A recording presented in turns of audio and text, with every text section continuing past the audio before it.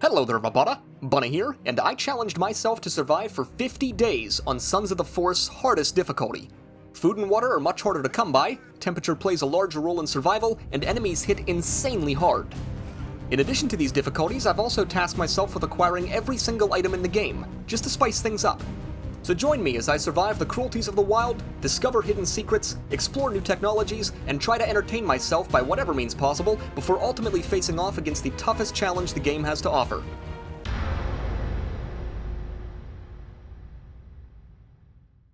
If you haven't seen the previous 2 episodes of this series, then I would highly recommend checking them out first before you watch this one.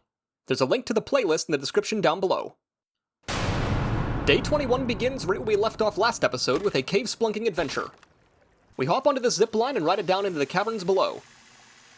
There's some useful resources here by this dead soldier that I take advantage of before diving into the dark waters for a swim. As I'm swimming up out of this watering hole, I spot a couple creepy creatures waiting to ambush me.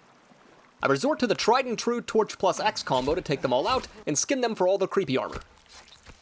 In this next chamber is one of the unique items that I came here for, the wetsuit. This outfit basically allows us to swim faster in the water, which isn't crazy useful overall, but it does come in handy in the near future. I get attacked by more creatures, but they go down pretty easily. Just ahead is a small stream of water that acts as a natural slip and slide and sends us much deeper into the cave. I'm not gonna lie, this is kind of awesome. I find some much needed ammunition, base resources, and grenades up ahead, but I'm currently capped on some of these resources. I decide to craft up some time bombs to use up some of the excess so I can loot some more. This next chamber is filled to the brim with enemies, so I decide to open the fight with a few hand grenades to lighten the load. The rest I just take out the old-fashioned way. This next chamber is no different, so I once again open with a grenade and a time bomb, which helps tremendously. One of those really creepy crawly creatures comes barreling at us, which isn't ideal in these tight quarters.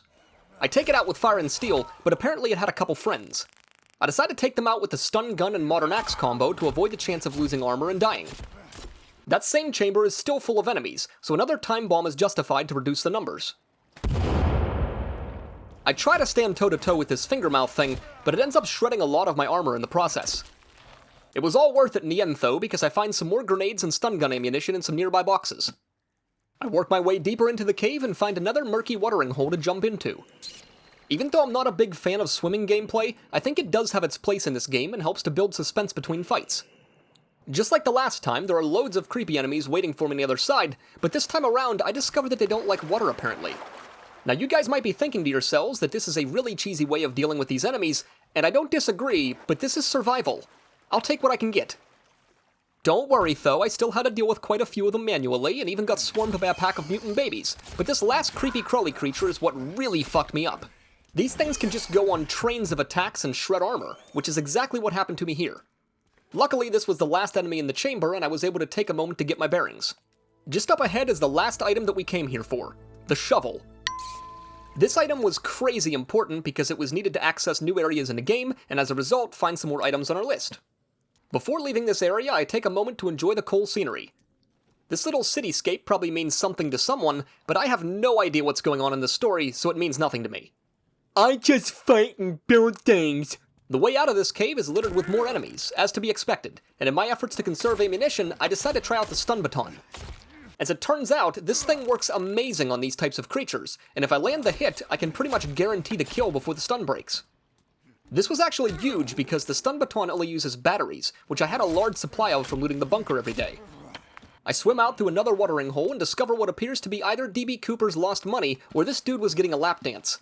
Either way, it's my money now, bitch! Ha ha! Upon walking up this path, a nearby wall breaks open and one of those giant slug creatures pops its ugly head out, but I know exactly what to do.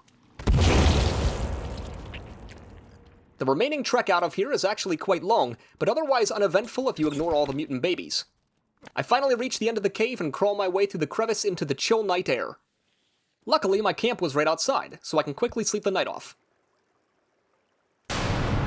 Day 22 begins, and oh, hi Virginia.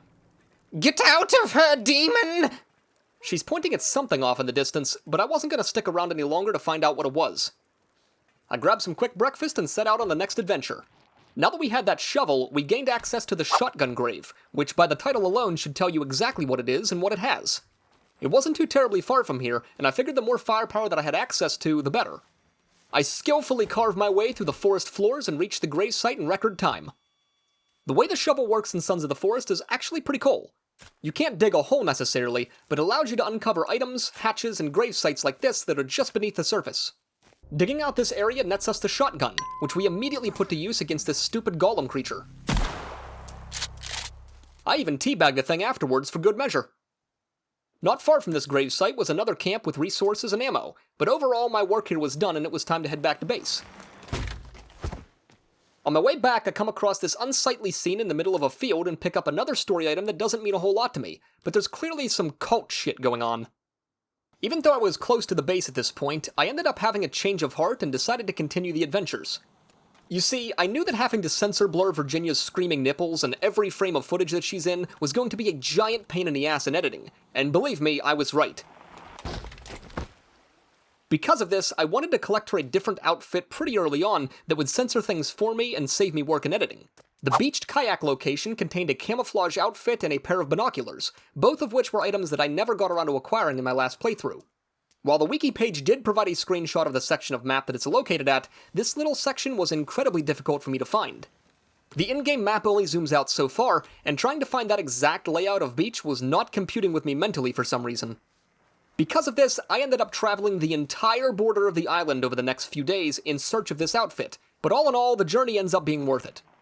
I stumble across a golf course along the way, and out of curiosity, I try throwing some golf balls into the hole to see if it would give me some kind of weird achievement or something. Unfortunately, it didn't, so now I'm bummed out. I find some ducks in a nearby pond and decide to murder one of their cute little faces. Just like most of the other creatures in the game, the duck offers a head trophy, which is another item that we can scratch off the list. Now, I had been to the golf course in my last playthrough, and I could have swore that I found a hang glider here at one point. This was the last vehicle that I had to acquire, and would actually be really helpful in tracking down those beached kayaks. I thought it was near the edge of a cliff, so that's where I mostly explored until this happened.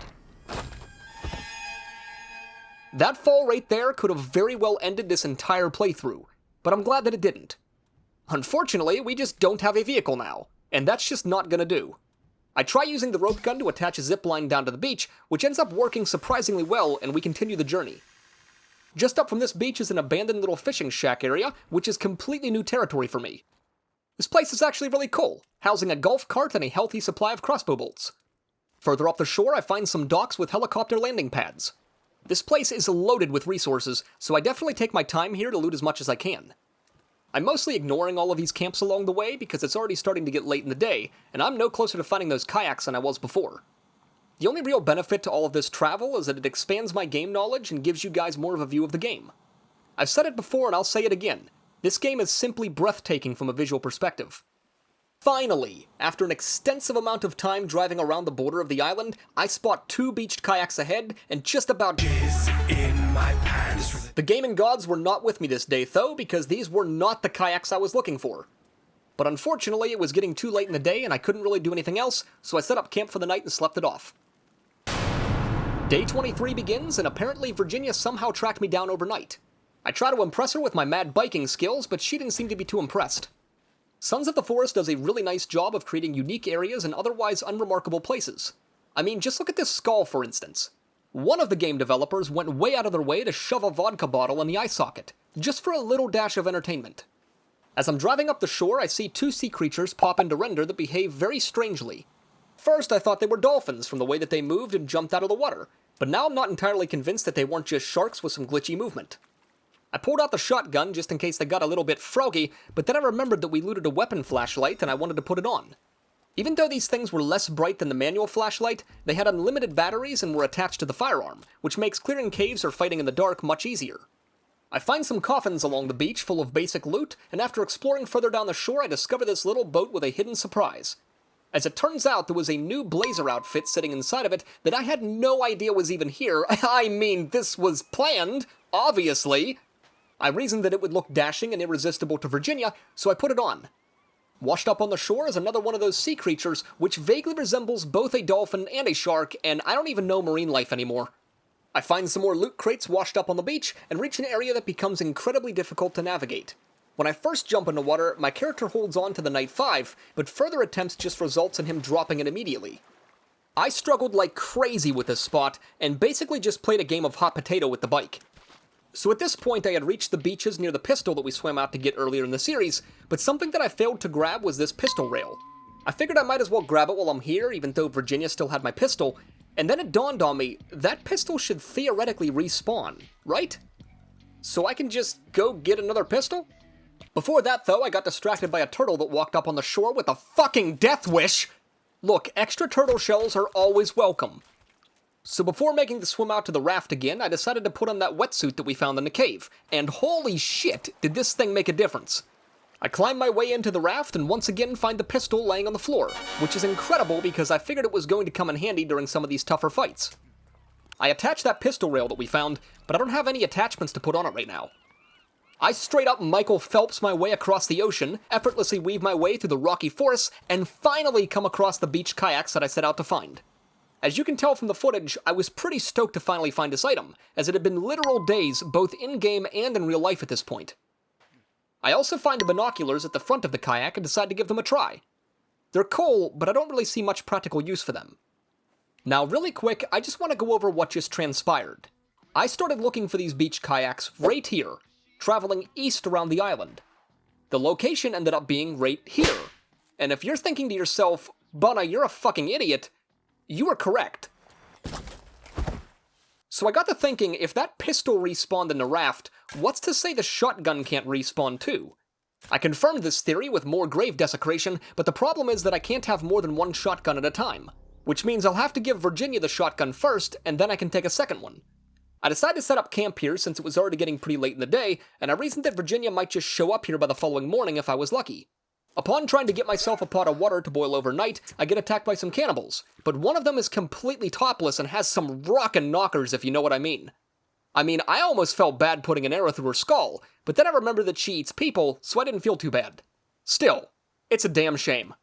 Before nightfall sets in, I decided to try to build a shelving unit for the off chance that I could store a shotgun, but alas, it's not possible. A peaceful little deer decides to stroll right by the camp, and I couldn't think of a better breakfast than fresh venison, so I awkwardly take it down by shooting it, removing the arrows, and shooting it again. The deer trophy was another item that I had to check off the list anyways, so it all worked out. Day 24 begins, and Virginia is nowhere to be seen. Rather than wait around any longer, I decide that it's time to leave. Ah, shit! My thirst for adventure wasn't quite quenched yet, so I decided to start making my way to the maintenance bunker A. Oh, shit. Oh, god damn it. Oh, look at that, we're here. This place is only accessible after acquiring the shovel, as it's a hatch buried just beneath the surface. It actually takes quite a bit of digging to finally find the entrance, and we get this cool little animation of discovering it.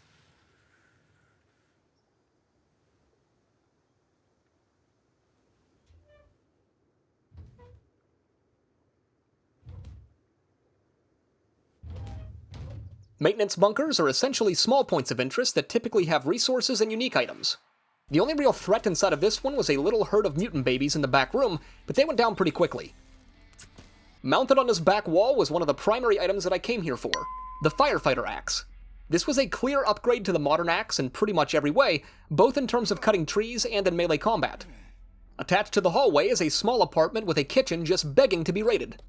On the desk is a laptop with coordinates to the food bunker, a story item that really doesn't do a whole lot for me, and a laser sight attachment.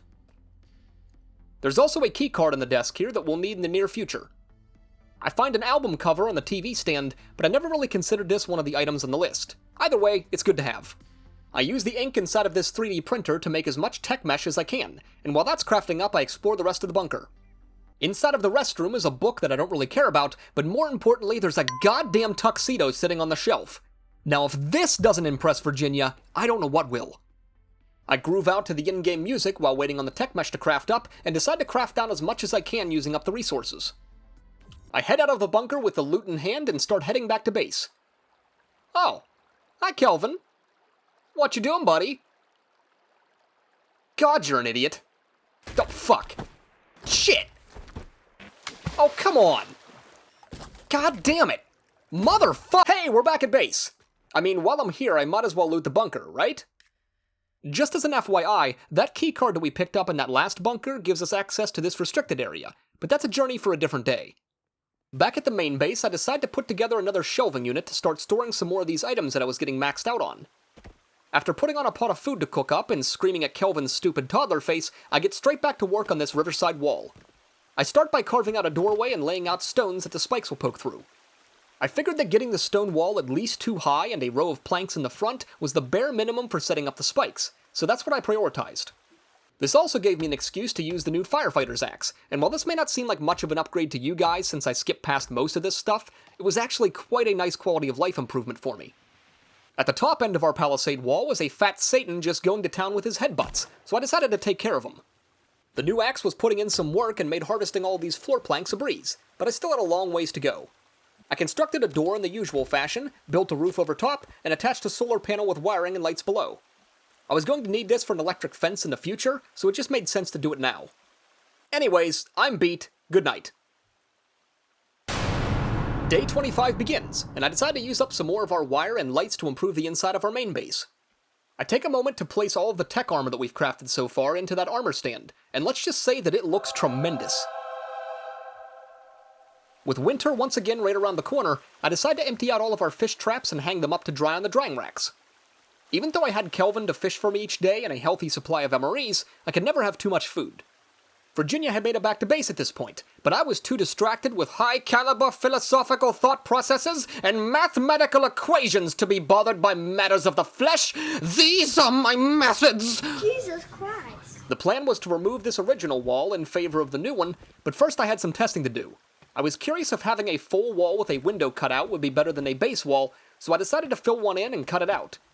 After a bit of deliberation, I decided to stick with the original plan because the overhead stones on the full wall would block my view and prevent good bow shots. So now that I knew how the wall was going to be built, I decided to start making the electric fence for some resemblance of defense for the time being. Unfortunately, the terrain here was an absolute nightmare to work with, and I just couldn't seem to get the stick fence to place properly. I even tried digging out the soil to see if it would help with the placement, but alas, some areas were just not cooperating. I thought that maybe the wall was simply damaged and interfering with the stick placement, but this wasn't the case. I decided that the best course of action was to eliminate the terrain issue altogether by simply building a wooden deck for the length of the wall. That way I could simply place the stick fence on top of it and ensure proper snap points. I built the deck frame out of solid stone from the original defensive wall by strategically dismantling it. I had to dismantle the stick fence that we just built too, but it was all for the name of science. During my efforts, I discovered 2 really weird snap points in the terrain where there were otherwise no visual structures to snap onto. I smacked them with my axe a few times, which seemed to eliminate them, but I still have no idea what caused them to appear in the first place. These could have been what was interfering with the stick fence, but I'm not entirely sure. Anyways, I finished framing out the deck in solid stone and start pulling logs from the pile that I commanded Kelvin to gather. My priority was getting down at least 1 row of 2 planks for the length of the wall so I could start building the fence as soon as possible. I used a few of the logs to seal in the right side of the stone wall as well, but at this point I was out of light and had to get some sleep. Day 26 begins with some light breakfast, looting the camp, and finally remembering to give Virginia her snazzy new outfit.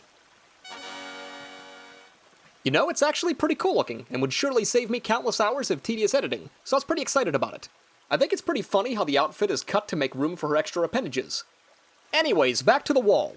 This boulder is still being a complete pain in the ass and preventing me from building the deck out this way. If I had to do this all over again, I would have moved this wall way away from here to avoid this entirely. The sticks seem to be placing down a little bit easier on the flat surface, but this one spot is still just fucking cursed. I'm not really sure what would cause something like this, but I never had time to stop and think about it with all the constant attacks. Apparently the cannibals broke through my palisade wall, but I don't have time to think about that right now. I gotta focus. I try a few different methods in the attempt to find a snapping point, but over and over again I just cannot seem to place this thing down anywhere. Ultimately, as much as I wanted to use the electric fence as part of my defenses, I decided that it was simply not worth my time anymore. I opted to instead prioritize the spike wall jutting out from the inside. After I finished the first section, I spent a few minutes repairing the outside palisade wall. The firefighter axe honestly made pretty quick work of this, and I got right back to work on the spike wall, but not for long. This, right here, is why we're building defensive walls. I take out the first 2 with the shotgun pretty easily, but upon running through the door, I realize just how many there are.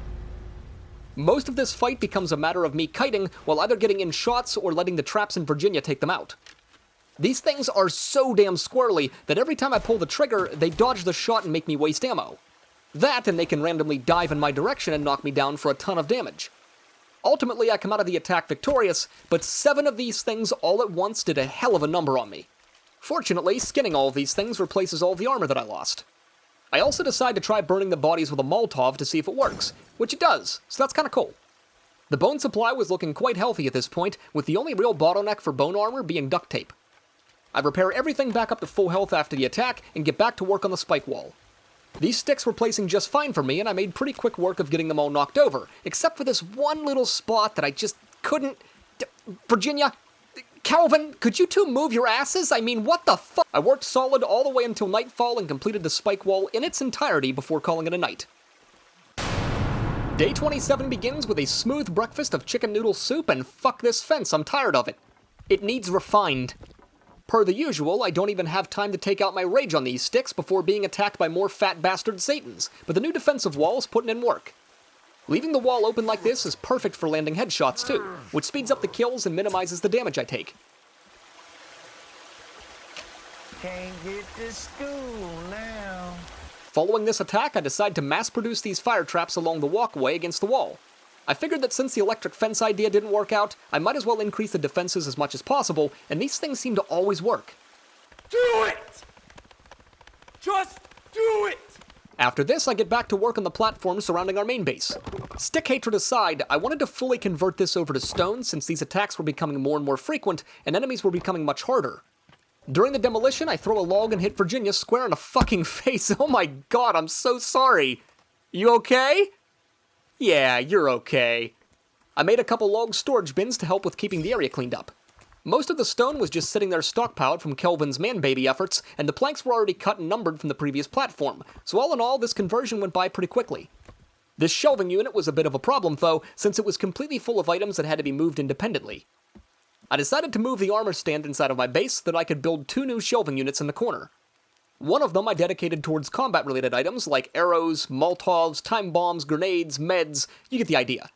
The other shelving unit was basically a food cupboard with all of our canned goods, MREs, soda, energy bars, and fish. After the shelf on the platform was completely emptied, I was able to pick it up and move it behind our house to finish the conversion of the rest of the platform. My little Bunneh paws were pretty tired at this point, and night had officially fallen, so it was time to pack it in. Day 28 begins, and I get straight back to work on this platform. I'm sure you guys are sick of watching me build things by now, but it's an integral part of the game and extremely important when trying to survive on any difficulty setting, let alone hardcore survival. I take a chance on building another electric fence around the outside of this platform, but you'll soon see that I don't get very far. Not long into the build, I get swarmed by more cannibals, but you guys know the outcome. That's a lot of damage. Just like the last time I tried building the electric fence on terrain, it's not working out. I try smacking the ground with my axe and repairing the platform, but ultimately none of these fixes worked. I placed the electric fence on top of the stone border, but I knew in my heart that it was going to be glitchy and probably incomplete just like before. At some point I realized that those cannibals had destroyed the door along the defensive river wall, and I was getting really tired of replacing this thing all of the time. I decided to try something a little bit different to see if it would save me time and resources. From my understanding, the game's AI seems to be driven to attack doors, so I figured that if I placed the door behind the defensive wall, they would get confused trying to get to it and more than likely die to the spikes. Also, I thought this was really funny because as soon as I placed the door down, Kelvin just rams his toddler face into it. Can't get to school now. With the door moved, I was able to place more spikes where the old one used to be and repair everything back to normal. The electric fence around the main base was coming along nicely, but it's still glitchy as hell. I commanded Kelvin to start gathering some more resources, but he just kind of staggers backwards with a confused look on his face. Apparently, he's unable to open a palisade door by himself, so I had to go open it for him. Then he just kind of jaunts his way out of the base with the dopiest gotta-shit gait I've ever seen. As I was sorting through my inventory, I noticed the radio I had picked up at a camp and decided to try it out for the first time. As it turns out, if you start playing music near Virginia, she starts to get her groove thing on. This was actually pretty cute and had me pitching a full tent in no time. Take those clothes off. The stick fence was cumbersome as ever and fighting me every step of the way. Honestly, if you guys ever decide to try out this game for yourself, either avoid making stick fences entirely or pray that they've improved the placement because it's pretty janky. Either way, I was balls deep at this point and there was no turning back, so I wired up all the fence that we had placed as best as I could. Because the fence wasn't one complete unit, I had to place down multiple solar panels and use more wire than I should have to electrify these fences, which was annoying, but ultimately not that bad. Despite the jankiness, we ended up with a more defensive main base than we had before, so all in all, this was a complete success, and I slept like a baby overnight. Day 29 begins with pistol modifications. I decided to attach that laser sight I looted for improved aim and ease of use, which would hopefully pan out in future fights. Next, I had a smooth breakfast of chin cereal and rode our beloved zip lines down to the bunker. It was pretty evident that fall had set in and winter was right around the corner, but I was feeling pretty confident in our current setup. After looting the bunker for all the standard stuff, I decided it was time for yet another epic adventure. The food bunker was calling my name. Mostly because of the name Food Bunker, but also because it housed one item in particular that I wanted to get my hands on sooner rather than later. I hopped on the Night 5 and set course for the bunker. Thankfully, it wasn't too far from the main base, and I got there in a short amount of time. The entrance to this cave is much like the others, and upon first crawling into it, it seems like a normal cave, but partway through is a hatch leading into an underground bunker that makes this place far from normal. I climbed down inside of the hatch and into this refrigerated storage area with little bits of food scattered throughout. Aside from water, you could probably sustain yourself down here with food respawns alone, which is pretty sweet. There's also some crossbow bolts buried in this dude's chest, which is actually a little bit of cheeky foreshadowing of what's inside. Now, to actually get into this area, you have to have the key card that we looted in the last bunker, so this place actually has a natural gameplay progression barrier to enter. The whole inside of this place is set up to be like an underground greenhouse, which makes it really unique from the rest of the game. Upon entering this room and attacking these mutant babies, my buddy once again hops in the Discord channel with the perfect timing. Oh my god. We stumble across another one of those finger mouth things, and after getting slapped across the face a few times, I try out the pistol. It worked out surprisingly well, but these things are really tanky. Just do it! But the real reason that we came here is lying on the floor. The crossbow. This thing is an absolute beast, and ammo was basically unlimited due to the bunker looting I've been doing. This would quickly become my new go-to weapon for quick kills, especially if I was trying to stay stealthy. We find some more resources in storage bins and on some shelving units before wading into a submerged section of the bunker. Remember that movie, Deep Blue Sea? Yeah, I know it was terrible, but doesn't this place remind you of that? After a bit, I come across the door that requires a key card to get into, but none of the cards that I have work here. There's a side tunnel right off from this door that leads into a CCTV room, and inside I find the coordinates to the residential bunker, a story item, and Virginia's key card to access that other door. There's also some ammo and another shotgun rail sitting on the shelf, but I already had this item from before, so it's nothing new. I head back to the locked door and use Virginia's key card to get inside. As soon as the door opened up, I remembered exactly where I was, and it wasn't good. In this room was an extremely tough fight that I really didn't come here prepared for. But, like any other situation in this game, I was too deep and there was no turning back now. I found out that the enemies inside couldn't cross the threshold of the door, and while it was cheesy as hell, I used this to my advantage. I mean, would you want to be in the room with these crackheads? Fucking look at them!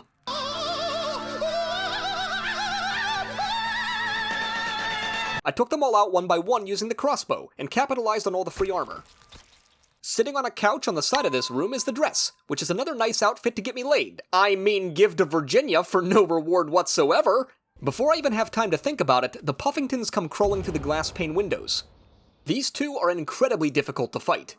Not only are they wicked fast, but they hit like trucks and can perform these leaping attacks that are damn near unavoidable.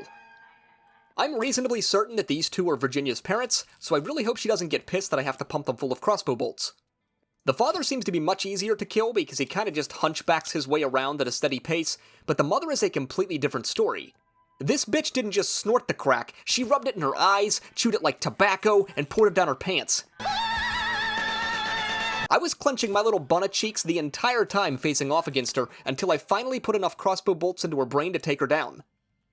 On the table I find some story items that didn't really mean a whole lot to me, including both of those weirdos' nameplates. After looting the place, I jumped through the broken glass panes into the water and put on my wetsuit for better movement speed.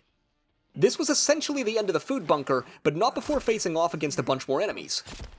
The crossbow is an excellent weapon to use, but one downside to it is that after you shoot a bolt, you have to use both hands to reload it.